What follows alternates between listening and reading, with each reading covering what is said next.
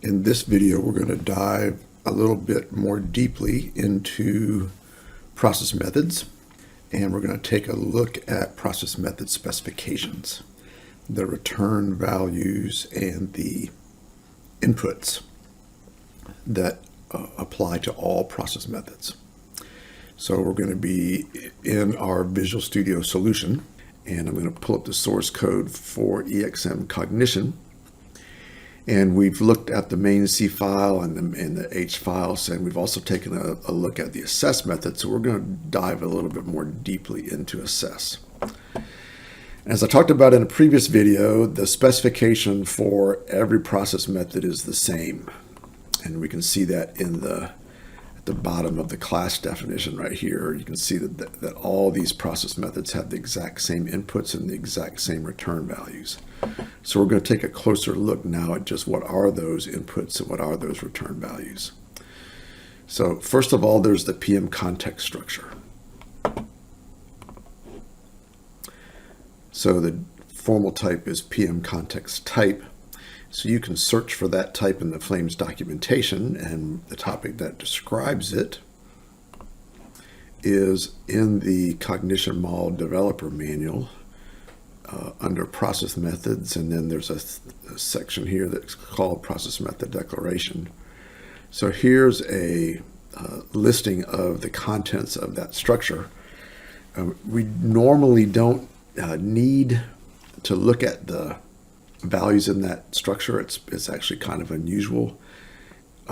If you were writing this model in C, you might use it to get the unit out of it. That's a fairly common thing for C classes written in C to do. But in C++, unit, the unit to which the cognition model is attached, is a member of the cognition class. So I'll go back to Visual Studio. You can see here that there's a place where we reference unit in this call to funit initiate command, and that's a member variable of the object this that is lowercase, all lowercase this, which is the class object that this method's being executed for. So you can get unit for C++ without having to access the PM context structure. Sim time, that's sometimes useful if you want to know what the current sim time is.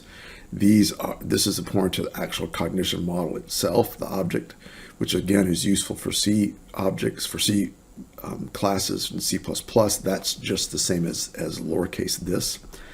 So there's a description of those fields right here in this topic if you want to read about those more. But again, for C++ classes, there's usually not a reason to look at that structure except for advanced situations. So then there's the MAL. So the way that process methods get their inputs is through a model argument list, a Flames model argument list. So every process method will have that as its last argument. So you've learned about model argument lists already in the introduction to Flames software development. If you don't remember that, you might want to go back and look at that video or read the documentation. So we're just going to jump right in and talk about this. So this is one of the first things that every process method will do is they will retrieve the inputs. And so the inputs are all bundled up inside of that MAL. So you'll see this, we're calling one of the MAL routines fmal and get routine, and the end of that name is always the name of the data type that we're retrieving. So we're going to get a real data type from the MAL. The name of the variable that we're looking for, the argument that we're looking for, is called search range. And then we have a double value that we're going to store the value in when we get the value. So when we get done, the value that's in search range will be stored in that variable. So you might recognize that name right there. That name is the same as this name right here, search range. So whatever value gets entered here will be present in that MAL. So you saw from the execution output that the first thing this method did was it printed out this little message right here, and then it printed the value of search range. So I'll do that again real quickly. So I'll just hit run right here, and we'll look at execution output. Let me pause it. And there's the output right there. There's now executing EXM cognition assess, and there's a search range, and it says 10,000. Flames automatically converts everything to meters, regardless of what the particular unit of measure is that you select here. And you're familiar with that from the unit of measure stuff in template files. Cognition model inputs do the same thing. So anything that's entered there, it'll automatically convert it to meters. So you don't have to worry about any type of unit conversion inside the process method. So that is how you get the input. But I want to go back and just figure out, so how did we set everything up so that value actually got passed into this? How does Flames know to grab the value off of this user interface, put it in a mal, convert the value of 10 there to 10,000, and then pass that mal into the cognition model? So for that, we're going to go back to the process method prototype. So if you go to your project in the Flames launcher and click the model prototype editor icon, you'll get this model prototype editor window here. And we want to open up the model prototype for this cognition model right here, this EXM cogmp.fmpp. So I'm going to browse to the folder where that's located. So I'm here. I'm going to go to the build folder and the tutorial project, and I'm going to go to fcognition, and here is my EXM cognition, and there's the model prototype file for that cognition model class. And these are the three methods that are defined for this particular class, and it's the same ones that are here at the bottom. We have to have a prototype for every process method. So here's assess, and the way that Flames knows that assess has an input called search range is that it's part of the definition of this prototype. So we have an input right here called search range, and we actually specify that the data type of that input is distance. So there's a lot of different data types that can be selected here. So we pick the value that this is a distance, and because it's distance, Flames knows to automatically put a unit of measure field up there that allows different units of measure that make sense for distance. All these guys right here. So Flames does that automatically because we said search range is a distance. It has a distance data type. So that's what that is. You specify the distance. We can specify default unit of measure. And you might remember that when I first added that command, the unit of measure was meters. So that's what that means. It came up to meters, and I changed it to kilometers. If I wanted to have a default value, I could have. So I could have put in 10 kilometers or 1,000 meters as the default value. And then, of course, as we talked about in the introduction to prototypes, we specify a description, which is the same description that shows up here in the window. And we also have a description for the command, as you already know about. So that's how the Flames user interface for editing commands for a unit knows to put range up there, and knows how to do all this, and knows how to specify the description, handle all the units of measure.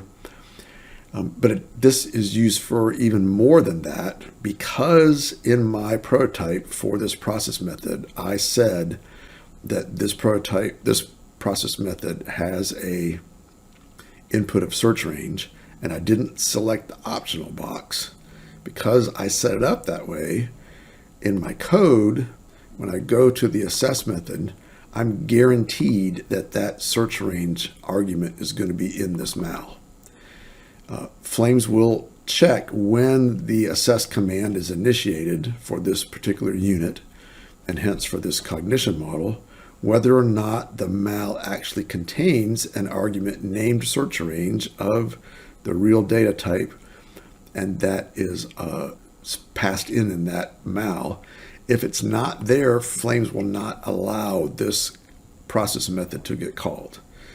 So that's why we go ahead and make this call to get the value out without checking the return value, because it's always going to succeed. I'm always going to get whatever value is specified when the command was initiated. Now, if I, in my definition of this input, if I specify optional, then Flames will allow the process method to get called, the command to be initiated without the value, in which case in our code, we would have to check the return value to make sure that the value is actually there, because it is legitimate to allow the value to be omitted. So how is it that we know that this is a real? Because in the prototype, we said it's distance. So for that, we're going to go back to the documentation. And we're going to go in here underneath process methods, and we're going to go down to process method prototypes. Cognition model prototypes. And so here's process method prototypes, and we're going to have process method input specifications. So this is the topic that gives all the detail about process method inputs. And for each input, it talks about all these different fields out here. And there's a lot of information here that's available that can be specified for an input, because the command editor and the input editor is really powerful.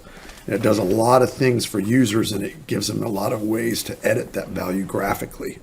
And so the information that Flames needs about the input in order to properly provide a user interface is specified here. So the data type field is what I want to look at right now. Here's all the different data types that can be specified. So an angle, a coordinate, a date, a distance, duration, all the way down through here. And for each of the data types, we have another table down here that says when you choose this data type as the data type of an input, what is the corresponding mal data type that you're going to get? And so for distance right here, the corresponding mal data type is freal. And what is going to be the unit of measure of the value? It will always be meters, regardless of the unit of measure that's selected by the user in the user interface. It'll always get converted to that no matter what they select. So speed, it's always meters per second. If it's a coordinate, it'll always be latitude, longitude in degrees, no matter what particular coordinate system is selected by the user. So all that information is here underneath process method input specification. And there's a bunch of other things that are in here that are used. You can see that it's really powerful. And before this course is over, we'll have a chance to take a look at some of the other types of inputs that we support. But I'm not going to spend a lot of time on that right now. And if you ever want to get all the details, you can go to this topic right here, process method input specifications, and read what all the different values are for inputs for prototypes, for process methods. So let's go back to the code. So almost every cognition model or process method at the top will have a place where we retrieve the inputs. So the same is true for now. Configured on unit doesn't have any input, so we've already talked about that in a preceding video. But let's go look at Engage. So Engage also has inputs, and it has an input that is an integer, and its name is target ID. So let's go to the process method prototype for that particular process method. So here's Engage, and what I want to show you is that the inputs here look different. We don't have a way to specify a description. We don't have a way of specifying a data type in the same way. So look at assess, see how what it looks like down here. But for Engage, it looks different. Well, the reason it looks different is because of this little box right here. If it's a visible command, that means that it shows up in the unit window in the command editor. So I'm going to go back over here, and when I selected add command, these are available commands. And as I mentioned earlier, this is a visible command, so you can see it here in the command editor. The other commands, configure on unit and engage, are not visible commands. So I'm going to go back over to the model prototype editor. So I go to configure on unit. That visible command is not checked, and engage, a visible command, is not checked. So there's no reason to provide information that's necessary to define the user interface for those values, because those commands will never be able to be specified, initiated, and have input specified through the user interface. These are internal commands. They can only be initiated from within the code. But they also have to specify their inputs. But in this case, the input's just a little bit simpler. You still have a name, but the data type you specified now is not a higher level data type that determines the user interface. The data type is actually directly a MAL data type, or Flames data type that's supported by MAL. So you specify directly which particular data type. So this guy said integer, so in our code, it's integer. So there's a one-to-one correspondence. But the same thing is true. Flames, when engage command is initiated, and the inputs are provided for that, Flames will check to make sure that the inputs include the input name target ID that's a data type of integer. And if somebody initiated engage internally through a subroutine call and they didn't specify that value, Flames will not allow engage to be called. So it will have a it just won't call it. So you won't have to, again, you don't have to check the return value. That value is always going to be there if you define the prototype to have that input. Now, in the case of visible commands, we don't have the checkbox for optional. If it's an optional, you just don't put it in the table. You just don't put it there. In the case of visible commands, all the commands will show up in the user interface, but optional will allow the user to initiate the command without specifying a value. So again, for non-visible commands, there's fewer things that you have to specify. Let's go look at how this particular engage command got initiated. So we'll go over to assess, and we'll find out more about what happens here in another video, but ultimately we get down here and we initiate the engage command. So this is an internally initiated command, and we had to build a MAL as input when we initiated this engage command. And sure enough, we created the MAL, and then we added an integer, and we call it, so it's the right data type, and we called it the right name. So if we mess up and we put that name in that doesn't match the name that is specified here as a required input for this cognition model, then this initiation would be ignored. And there's ways we talked about in another video how to turn on execution output. So one of the things that you learn there is you can turn on warnings. So if you want to see a warning when something has not been called correctly, when the proper inputs were not provided, then you can do that through turning on output in the execution output recorder. So there's the inputs, and again, there's a bunch of different types of data types. So we won't go into those. This is just general how you get inputs, and we'll talk about more about how to handle optional inputs. This is how you create the outputs. The last thing I want to talk about is the return values. So the return value of all process methods is this data type, FPMRC, that's process method return code. And there's enumerated values for the top possible values. Now, the most common value is return single. So I'm going to pull up the documentation for the process method declaration, that same thing, that same topic that we were in earlier. So I'm going to go back to that. So it's process method declarations. And down here, it has a little table that shows the three possible enumerated values for FPMRC. So one of them is single. That's the one that we're using. What that means, that's a normal return value. It's successful return. It means that the process method is only supposed to execute once as a result of the associated command being initiated. So that's the normal thing that process methods do. However, there's another value that can be specified, and that's PMRC continuous.